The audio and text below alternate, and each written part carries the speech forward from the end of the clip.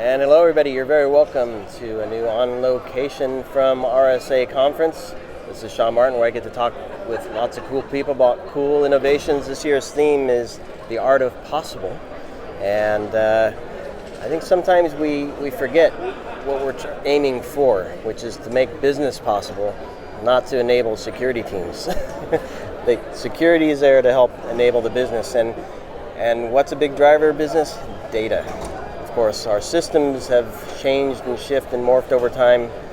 Data's stayed pretty consistent, and it's a very important part of what business relies upon. And Vishal Gupta, thank you for joining me today. We're going to talk about what it means to protect data in this new world of technology. Lives everywhere. Super easy. Everywhere than where we used to live 10 years ago. So, first few words about who you are, Vishal, and what you're up to.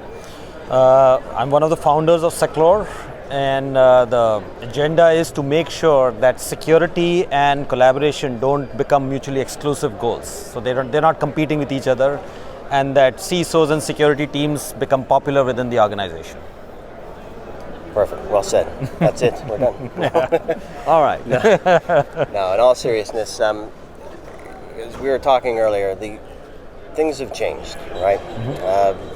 Mobile phones are personal, the perimeters fading away, if not non-existent at this point. Yep. Stuff's moved to the cloud, stuff's moved back on-prem, yet still we rely heavily on our data. So paint a picture of kind of the state of the world now in terms of the technology stack and how businesses are operating, mm-hmm.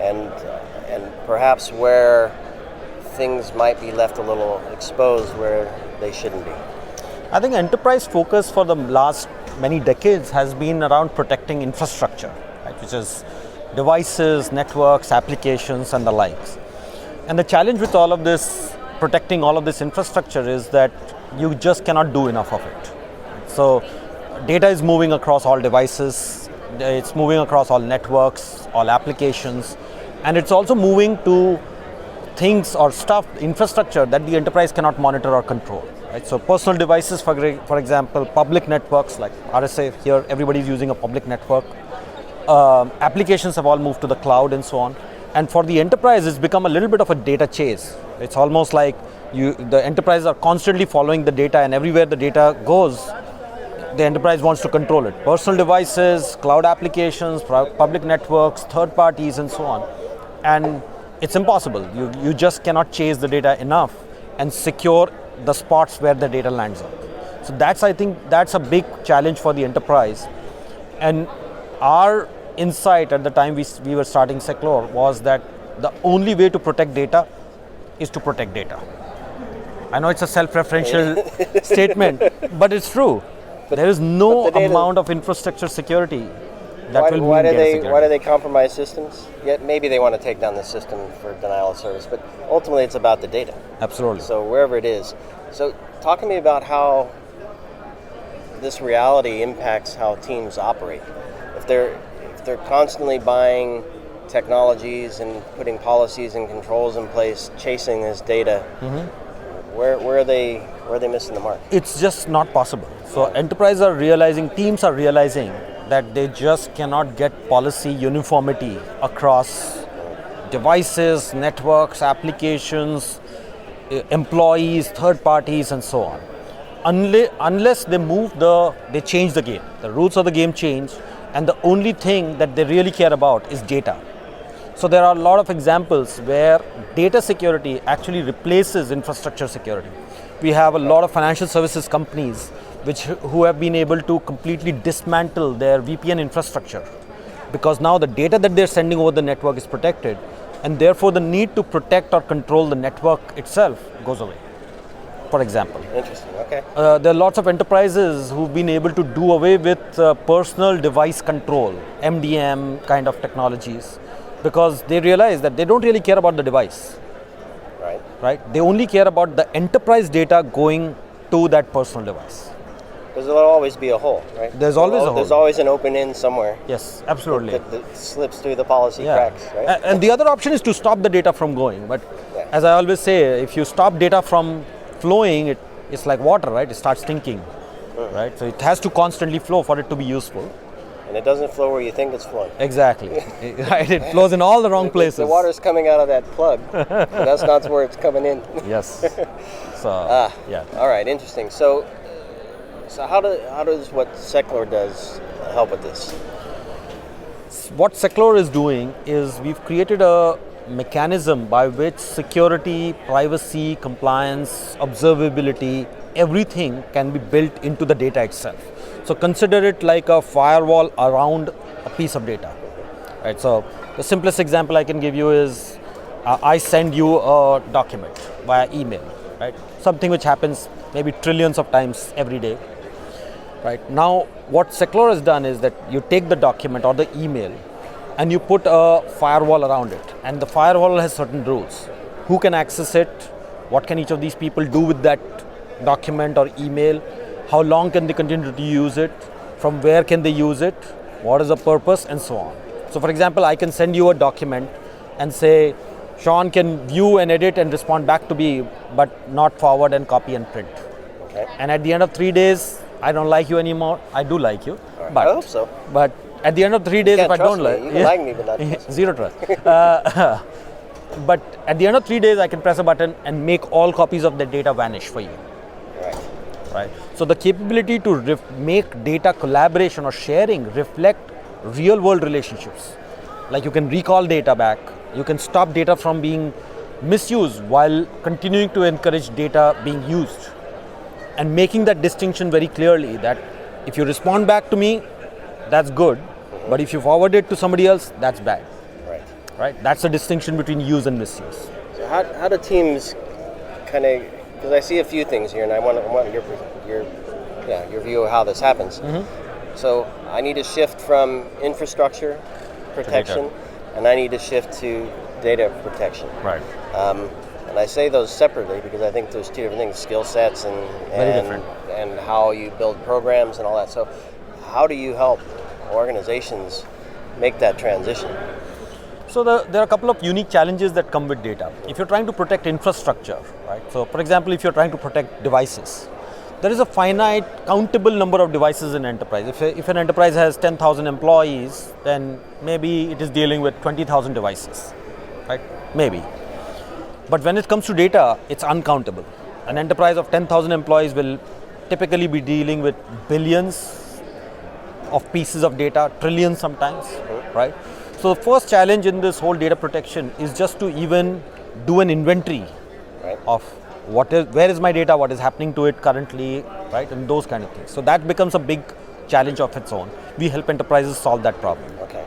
The second is now you've discovered it, you've classified into highly confidential and public. So in your mailbox, there might be a highly confidential board communication, and the email just next to it is a lunch invitation.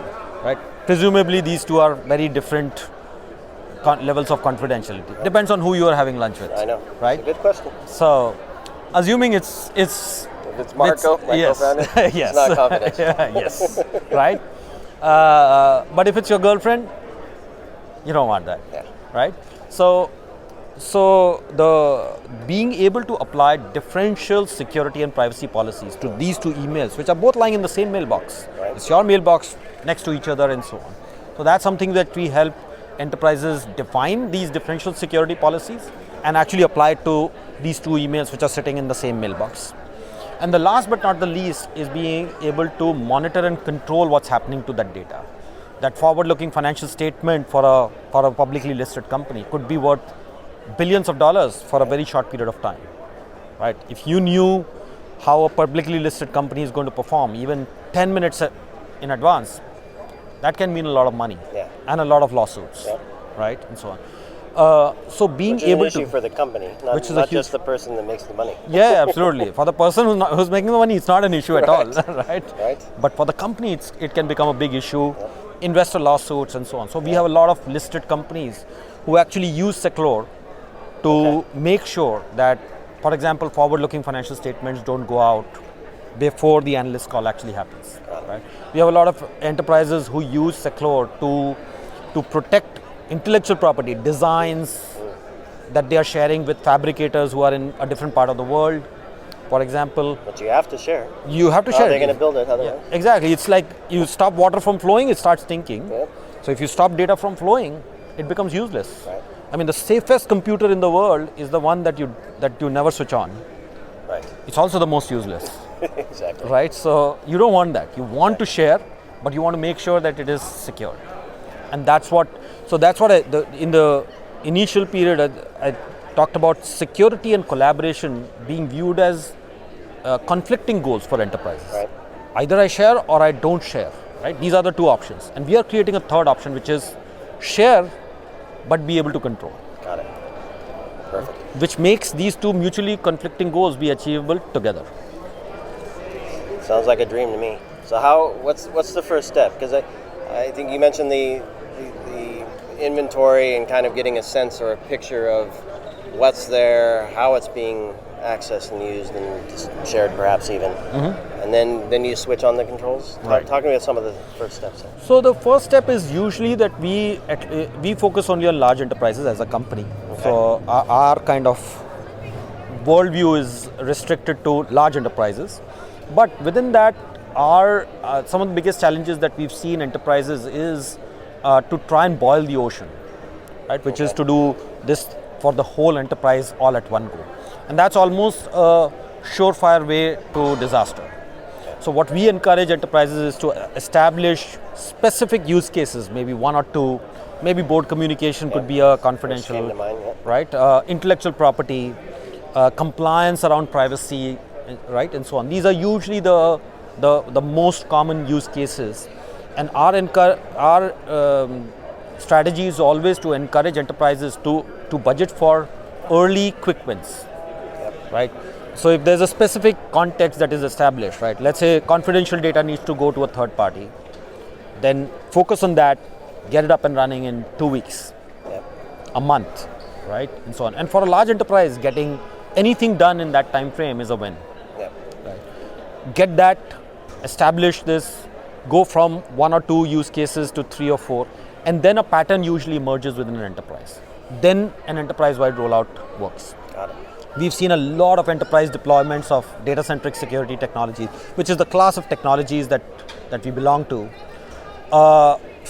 Try and do an enterprise-wide inventory or an enterprise-wide data protection, and failing at it. Yeah.